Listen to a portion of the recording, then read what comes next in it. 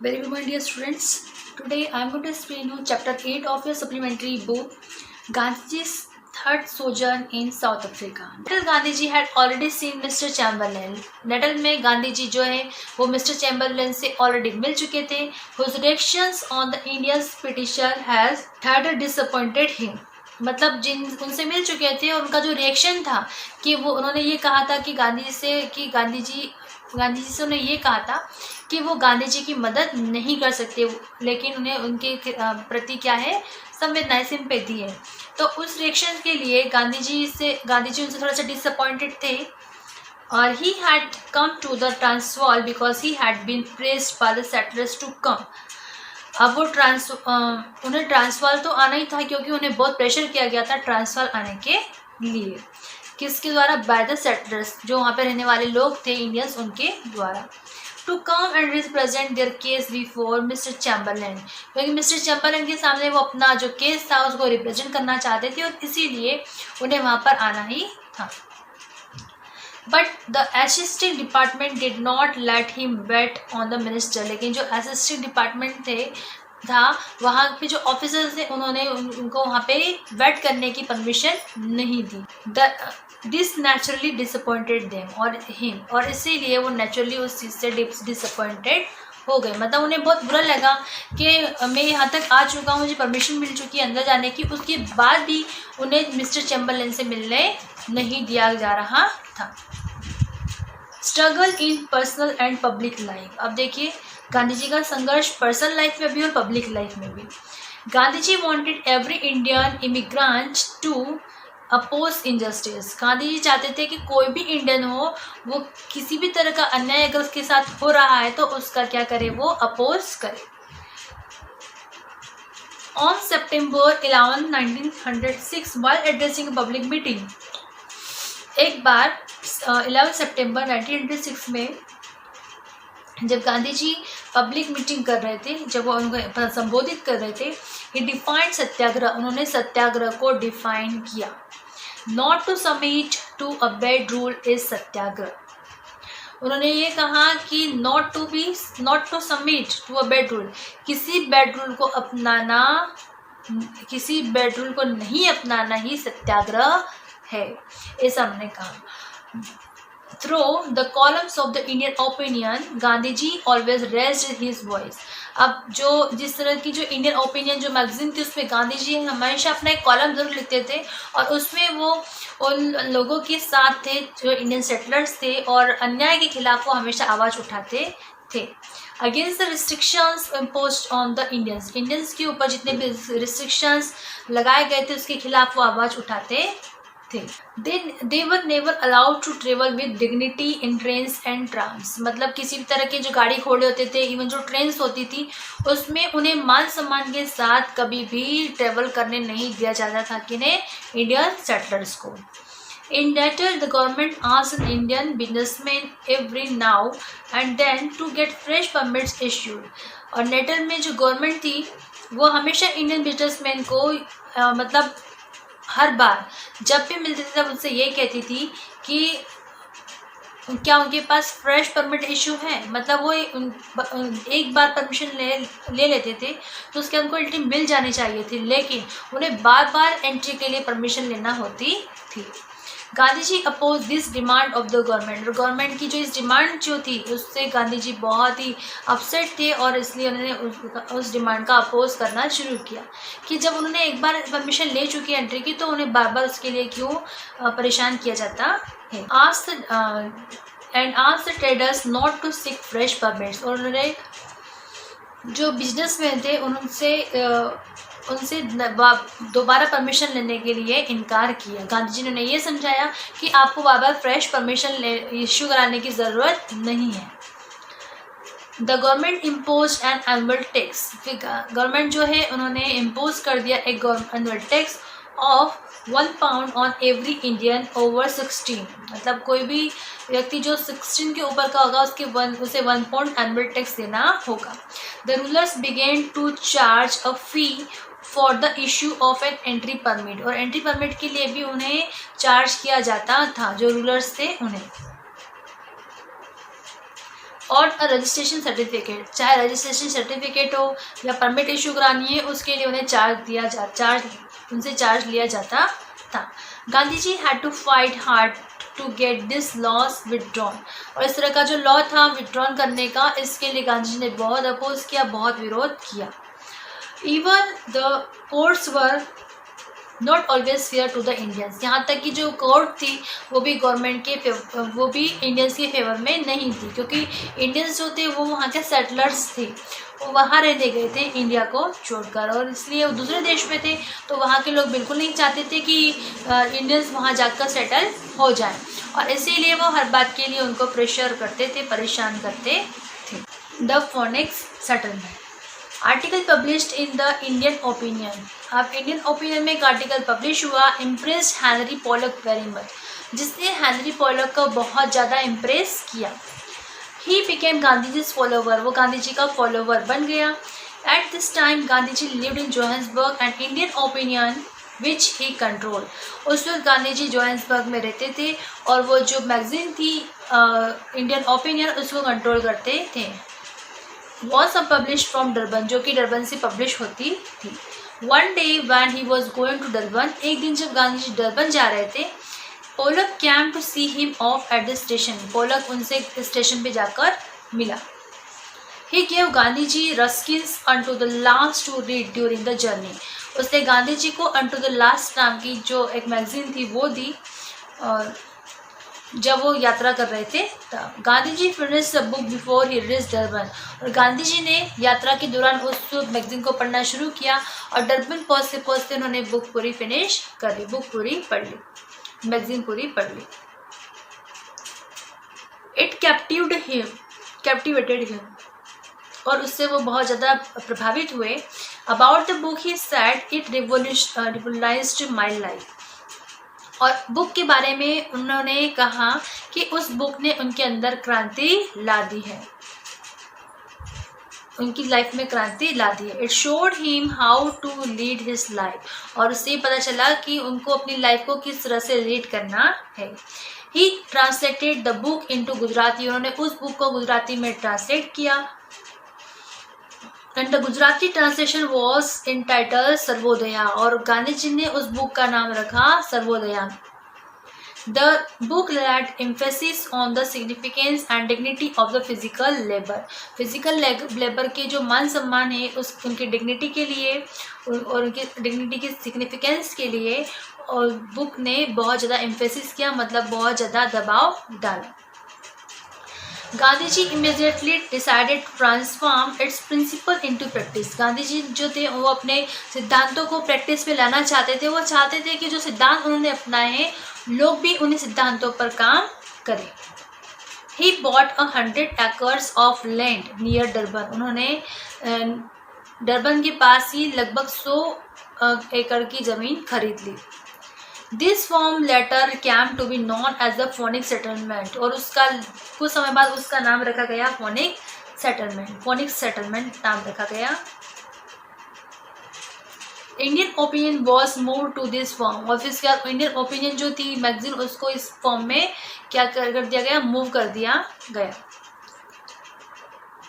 In order to do away with the dependence on electricity the size of the paper was reduced, अब देखिए जैसे कि वो electricity बहुत ज़्यादा लगती है किसमें, वो पेपर वर्क करने में, क्योंकि उसमें प्रिंट किया जाता है, और इसलिए उस वर्क को कम करने के लिए गांधी जी ने साइज ऑफ द पेपर को कम कर दिया, पेपर का जो साइज था उस मैगजीन का उसको कम कर दिया।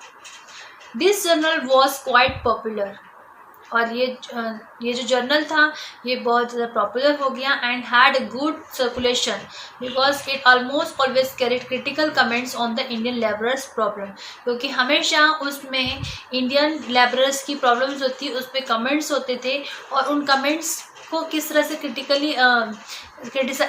से क्रिटिसाइज किया गया था ये भी उसमें लिखा गया था। In the beginning the paper use to be issued in Gujarati, शुरू में तो पेपर गुजराती में पब्लिश हुआ, लेकिन धीरे धीरे तमिल, इंग्लिश और हिंदी में भी उसको पब्लिश किया जाने लगा। The Phoenix settlement attracted Gandhi ji को वर्कर्स, फोनिक सेटलमेंट जो था उसने गांधी जी के को वर्कर को भी अट्रैक्ट किया। But Gandhi ji was still not in a position to give up his practice. लेकिन गांधी जी उस प्रैक्टिस को छोड़ना नहीं चाहते थे। And settle there because he needed money for public work, और इसलिए वो वहाँ पे सेटल हो गए थे क्योंकि उन्हें पब्लिक वर्क करने के लिए पैसों की ज़रूरत थी। And for serving the settlers, और यहाँ तक कि जो सेटलर्स थे उनकी भी सर्विंग करने की ज़रूरत थी, और इसके लिए उन्हें पैसे चाहिए थे। He worked during daytime and after his dinner read religious books or discussed with other people. अब वो दिन के समय तो वो काम करते थे और डिनर के बाद वो हमेशा धार्मिक किताबें पढ़ना पसंद करते थे और लोगों के साथ डिस्कशन भी करते थे। मैटर पर्टेनिंग और टू हिज वेरियस एक्सपेरिमेंट्स, मतलब कि किस तरह की प्रॉब्लम से लोग परेशान हैं, उनकी प्रॉब्लम्स को भी वो सुनते थे, उनसे डिस्कशन करते थे। He went for a long walk every day, और वो हमेशा एक लॉन्ग वॉक पर जाया करते थे। ही कंटिन्यूड हिज डाइटिक एक्सपेरिमेंट्स, और यहाँ तक कि वो अपनी हेल्थ का बहुत ध्यान रखते थे और ऐसे डाइटिक एक्सपेरिमेंट भी किया करते थे। During this time he wrote a letter to his elder brother saying, और उस समय उन्होंने अपने बड़े भाई को एक लेटर लिखा ये कहते हुए कि now I have nothing of my on, कि अब मेरे पास मेरा कुछ नहीं है। वट एवर आई हैव और I earn is being spent on the community, मैंने जो भी कमाया था या मेरे पास जो भी था कमाया हुआ वो सब मैंने कम्युनिटी यानी समाज के लिए खर्च कर दिया है। I seek no worldly pleasure, मुझे किसी भी जो समाज मतलब किसी भी सुख की ज़रूरत नहीं है, कोई भी वर्ल्डली प्लेजर की सांसारिक सुख की ज़रूरत नहीं है। I wish to devote myself completely to the service of the community, मैं समाज की सेवा करना चाहता हूँ और मैं पूरी तरह से अपने आप को समाज के लिए डिवोट करना चाहता हूँ। Gandhi ji had no rigidity in his views and he was always prepared for a compromise, Gandhi ji जो थे उन्हें किसी तरह की किसी व्यू के लिए कोई रिजिड नहीं था और इसलिए वो हमेशा कॉम्प्रोमाइज़ किया करते थे। He was fair to the whites even when he criticised them, और वो हमेशा वाइट लोगों के लिए फेयर ही करते थे, मतलब उचित काम करते थे, कभी किसी को हर्ट करने की कोशिश नहीं करते थे। और यहाँ तक कि वो क्रिटिसाइज करते वक्त, आलोचना करते वक्त भी ध्यान रखते थे कि कहीं किसी के दिल को ठेस ना पहुँचे। For a very long time he had the view that they were democrats and they always honoured their laws, लेकिन कुछ समय बाद, लंबे समय बाद, ही हैड अ व्यू, उन्होंने एक व्यू हेल्ड किया दैट दे वर डेमोक्रेट्स, के वो डेमोक्रेट्स हैं and they always honoured their laws, मतलब वो डेमोक्रेट तो है लेकिन वो गवर्नमेंट के लॉ का हमेशा क्या करेंगे, सम्मान करेंगे।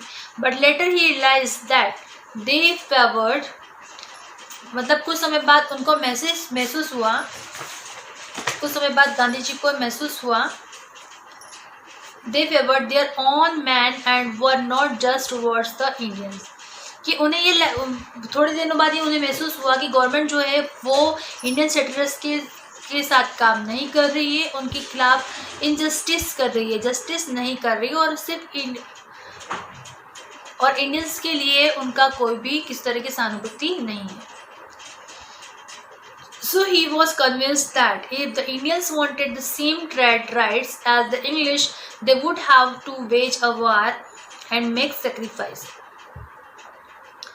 अब उन्होंने और इसलिए उनको कन्विंस किया गया कि अगर वो इंडियन को चाहते हैं कि इंडियंस को उनके राइट्स मिले, अगर गांधी जी चाहते हैं कि इंडियन को उनके राइट्स मिले जैसे कि इंग्लिश लोग को मिले हैं, तो उन्हें क्या करना होगा, उन्हें एक वार करना होगा या फिर कुछ न कुछ सेक्रीफाइस करना होगा, ऐसा उन्होंने कहा। Now we are talking about the Satyagrahi Gandhi. In August 1906, one day Gandhi ji was discussing his future programs. एक दिन गांधी जी अपने फ्यूचर प्रोग्राम के बारे में बात कर रहे थे with his co-worker, अपने co-worker से। At that time, somebody gave him the latest issue of the Transvaal Government Gazette to read. और उस समय किसी ने उनको एक गैजेट दिया ट्रांसफर गवर्नमेंट के बारे में।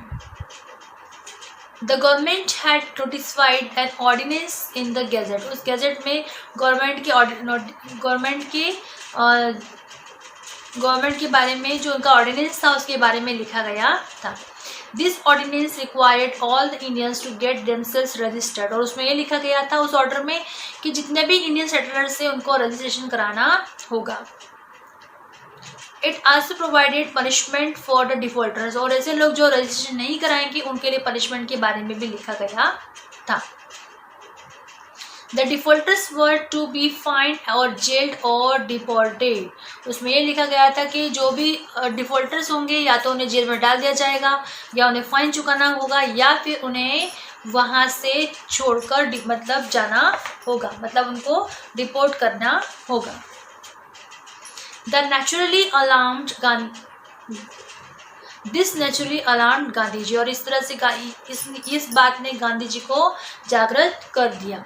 It was clear to him, उनके लिए साफ हो गया that it was a move to humiliate the Indians, उनके लिए साफ हो गया कि मतलब सीधे सीधे जो गवर्नमेंट है वो इंडियंस को ह्यूमिलेट करना चाहती है, उन्हें परेशान करना चाहती है। And also to deport them, even उनको वहाँ से निकाल देना चाहती है। He immediately called the meeting to the Indians in Johannesburg, और इसलिए उन्होंने फटाफट इंडियंस की मीटिंग बुलाई जोहान्सबर्ग में।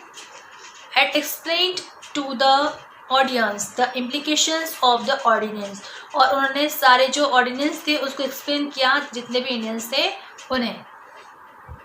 The Indian raised their voice against it but with no avail, अब जो इंडियंस थे उन्होंने उस ऑर्डिनेंस के खिलाफ आवाज़ उठाई लेकिन उसका कोई मतलब नहीं है। At Gandhi ji suggestion they did not get themselves registered, और गांधी जी की सजेशन पर उन्होंने, गांधी जी की सलाह लेते हुए उन्होंने रजिस्ट्रेशन नहीं करवाया। The government started arresting and prosecuting people, और इस तरह से जो गवर्नमेंट थी गवर्नमेंट ने इंडियंस को प्रोसिक्यूट करना शुरू कर दिया और उन्हें अरेस्ट करना शुरू कर दिया। The court order such people to leave the Transvaal within 48 hours, और उसके बाद फिर ट्रांसवाल की जो गवर्नमेंट थी उन्होंने उन इंडियंस को 48 आवर्स में ट्रांसवाल छोड़ने के लिए मजबूर कर दिया। When this people डिफाइड the court, जैसे जब उन लोगों को कोर्ट में लाया गया, कोर्ट ऑर्डर से लाया गया, they were again arrested and this time Gandhi ji too was arrested, तब उनको फिर से अरेस्ट कर लिया गया और इवन गांधी जी को भी उनके साथ अरेस्ट कर लिया गया। He was produced before a magistrate, उन्हें मजिस्ट्रेट के सामने लाया गया। In his defense, Gandhi said, "I can't submit to any injustice." और उनके डिफेंस में गांधी जी ने ये कहा कि मैं अन्याय नहीं देख सकता, न अन्याय कर सकता हूँ। In the view of the government, I have committed an offense. उन्होंने कहा कि गवर्नमेंट के व्यू में, गवर्नमेंट के विचार से तो मैं क्या हूँ, मैंने अपराध किया है, लेकिन मुझे लगता है कि मैंने कोई अपराध नहीं किया। And my submission is that I should be given the maximum possible punishment. उन्होंने ये बताया, उन्होंने ये कहा कि मेरा तो सबमिशन ये है कि I should be given the maximum possible punishment, कि जितना हो सके आपसे आप मुझे उतना पनिशमेंट दीजिए। The magistrate was surprised because he had never tried such a man as Gandhi ji. Magistrate जो था वो उन्हें देखकर सरप्राइज हो गया क्योंकि उनके जैसा व्यक्ति, गांधी जी के जैसा व्यक्ति उसने आज तक नहीं देखा था। Who accepted his guilt so soon, जिसने कि अपना गुनाह बहुत जल्दी कबूल कर लिया। And asked for the heaviest possible punishment, और उन्होंने ये भी कहा कि उनको सबसे ज़्यादा पनिशमेंट, सबसे बड़ा पनिशमेंट दिया जाए। Gandhi ji was sentence to 2 months imprisonment, उसके बाद गांधी जी को लगभग 2 महीने के लिए जेल में डाल दिया गया। In the jail he was made to take off his clothes and was given a prisoner's outfit to wear, उसके बाद जेल में ले जाकर उनके जो कपड़े थे वो उतार दिए गए और उनको कैदियों के कपड़े दे दिए गए। He was put in a room which had only 1 ventilator just below the ceiling, उनको एक कमरे में डाल दिया गया और जिसमें सिर्फ एक ही वेंटिलेटर था और वो भी सेलिंग के नीचे। Naturally it was quite dark, और वो पूरा अंधेरे से भरा हुआ कमरा था। After Gandhi ji had been imprisoned, lots of Indians courted arrest by breaking the law. जैसे गांधी जी को जेल में डाल दिया गया तो बहुत सारे जो इंडियन थे उनको कोर्ट ने अरेस्ट कर लिया बाय ब्रेकिंग द लॉ, क्योंकि उन्होंने लॉ तोड़ा था। All of them were put in the small room, और सबको छोटे छोटे कमरे में डाल दिया गया। They all failed sort of suffocation inside those rooms, और फिर उन छोटे छोटे रूम्स में सबको एक साथ भर दिया गया तो उन्हें उसमें सफोकेशन होने लगा। बट नो बडी ग्रम्बल, लेकिन कोई भी नहीं बड़बड़ाया, किसी ने उसके खिलाफ आवाज़ नहीं उठाई। ट्रू सत्याग्रहीज एज देवर, क्योंकि वो थे सच्चे सत्याग्रही और इसीलिए वो गांधी जी के साथ थे, गांधी जी का साथ देना चाहते थे और इसीलिए उन्होंने उसके खिलाफ कोई आवाज़ नहीं उठाई। They regarded it as their sacred duty to bear suffering while trying to achieve an ideal, क्योंकि वो अपने आदर्श को अचीव करना चाहते थे और इसीलिए उन्हें कुछ ना कुछ तो सेक्रीफाइस करना ही था। वो अपने हक को पाना चाहते थे और इसीलिए उन्होंने इस चीज़ का सेक्रीफाइस किया। The clothes of the satyagrahi Gandhi were entirely different from those of the barrister Gandhi. अब जो गांधी जी के कपड़े थे, और आप सब तो जानते हैं कि प्रिजनर के कपड़े कैसे होते हैं, तो बिल्कुल ही उनके डिफरेंट कपड़े थे गांधी जी के। जैसे कि वो बैरिस्टर गांधी की रूप में जो कपड़े पहनते थे बिल्कुल कोट सूट पहनते थे, लेकिन अब उन्हें प्रिजनर के कपड़े पहनना पड़ रहे थे।